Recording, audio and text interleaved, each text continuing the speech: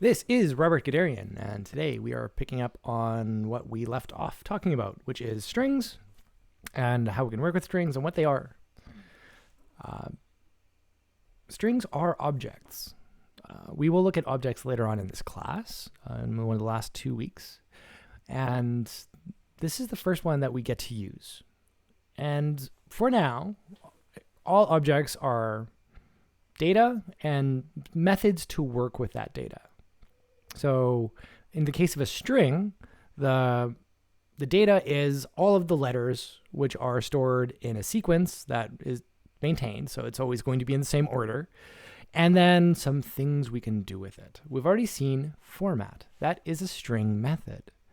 And even the way we called that function .format is in an object-oriented way. So that is literally calling an object or a method on an object. So whatever string I have, so whether it be stored in a variable or actually just a string with quotes, .format. That .format is really an object-oriented way of invoking this method. There's some other functions we can use. There's one called length, or because programmers are lazy, len. Which will give us the length of the string. So in this case, we have John Cleese, and this will give us the length of the string. Now, what do you think it'll be? Is it going to be the full normal count, or do we count from 0? Well, luckily, it is a normal count. So if we have a single letter, A dot length, or the length of A is 1. Hey, that's nice.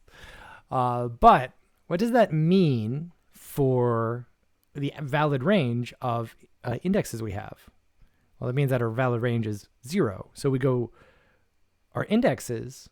So if we wanted to slice a string, say this, that's, okay, I'm going to store that in a variable. Word is equal to this. Test. That was just muscle memory. Word. The length of test is going to be 4. It's just normal count. Length of word is going to be 4. And if we wanted to use slicing, the valid range would be 0 to 3. So thinking about how our indexes work, we would have or this or test or whatever, it doesn't really matter as long as it's four letters. We're 1, 2, 3. So then our length is 4. So you'll notice that there is a nice synergy between the maximum index we can select and its length. We can go up to and not include the length. I told you that would keep on popping up, and that will continue to keep on popping up as we use length and items like it. So that's how we do it. There is actually another way of doing this. Because Python is object-oriented, we can call a method on our object. So remember, data and methods to work with that data. In this case, it's underscore underscore len underscore underscore brackets. It's just interesting. We'll talk about dunder methods, as they're called, later. It's my least favorite thing about Python. Okay, so string methods. We have seen slicing, and that was we could index, say that this is stored as a variable named w, because if you're writing code, don't just use a single letter, but we're writing notes. If I said w and then sliced it from 0 up to 3, full colon 3, that would give us this slice, 0, 1, 2, and that would be the word the. We can also index individual letters. So if we're curious what is at the 0th index, that's going to be the capital letter T, and just one letter. So this string at 10 is going to be right here. That's going to be a capital B. So it is a useful tool to see individual letters that we have. And there is some other things we can do with it once we start talking about loops. So in the case of our slide here, Terry Gilliam, name at spot 0, a letter will be a variable that is holding the letter T.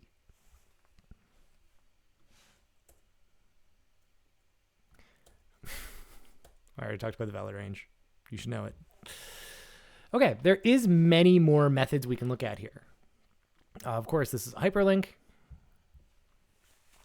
And, like, literally scads. I'm just going to hit page down a bunch of times. There we go. A few.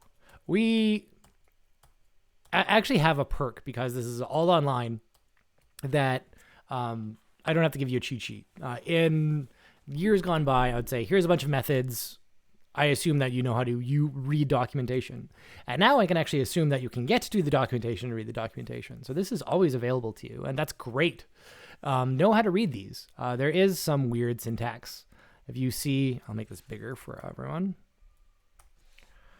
If you see these square brackets, that means that it's optional. Very nice. So there's a few methods that I'm kind of in particular interested in. And upper and lower, actually surprisingly useful.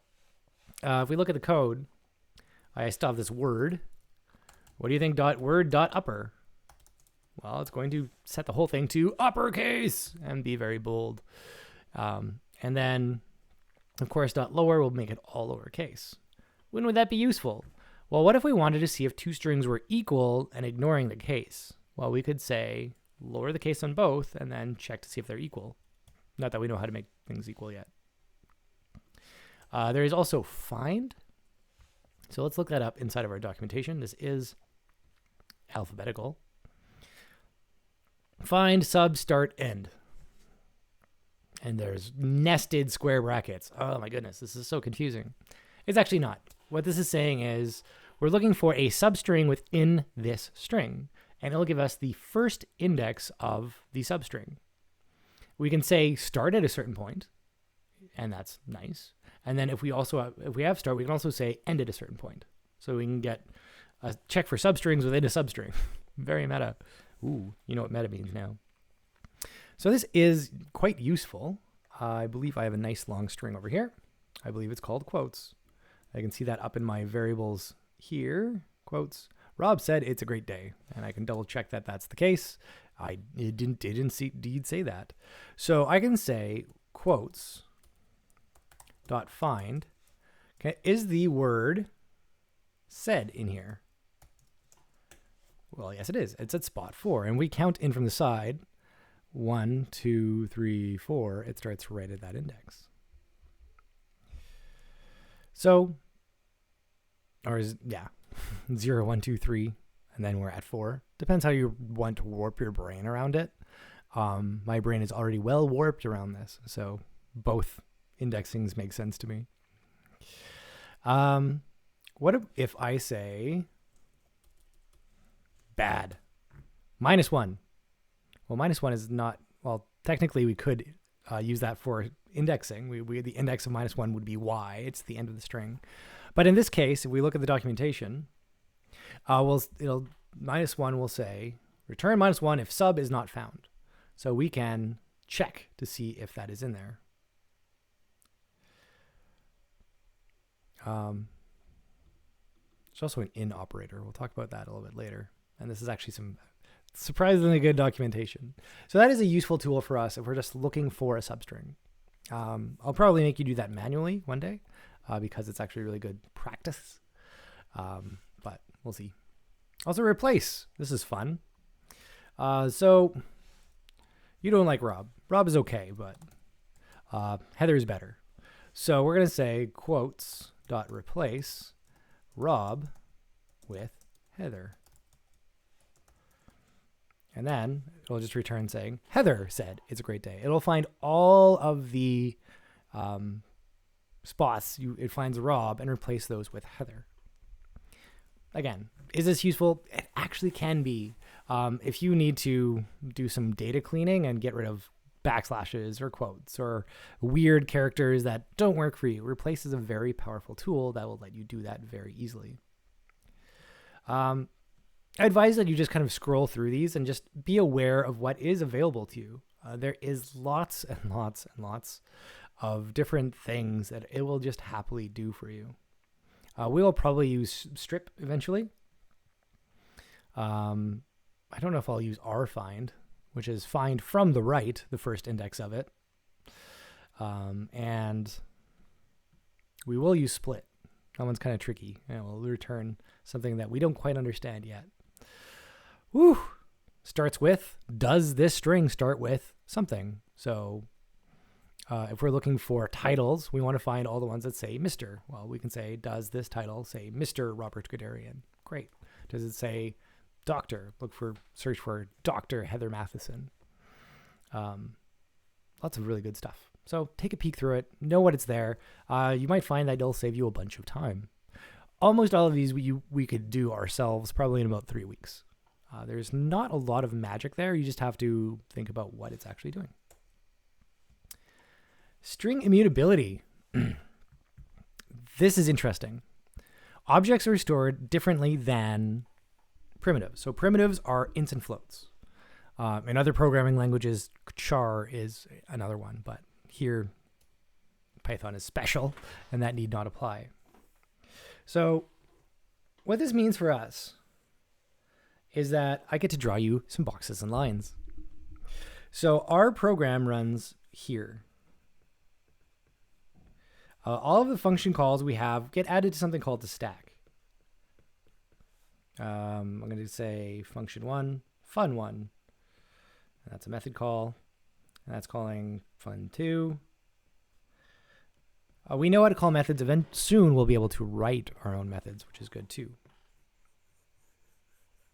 And then all of our variables, all of our objects, I should say, are stored over here in the heap. So our primitives are stored here, but our objects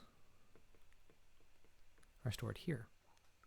So what makes this magical is that if I have an object, it's going to be a box in here, and it's going to be Rob said something. There'll be a pointer to this. I just made a pointer to a pointer. And that if the string Rob said happened a bunch of times, this string will be stored exactly once. Now, why is that? Well, strings are actually pretty expensive to store.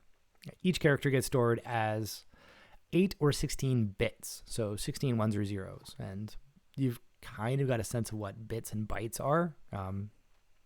That's actually 1 byte. So 8 bits is 1 byte. 4 bits is a nibble. Yeah, programmers. And it adds up very quickly to store strings. Like numbers we store actually very cheaply. There'll be 64 bits every time, and it does some beautiful dark magic. Integers in Python are special and different, but it gets stored very cheaply too.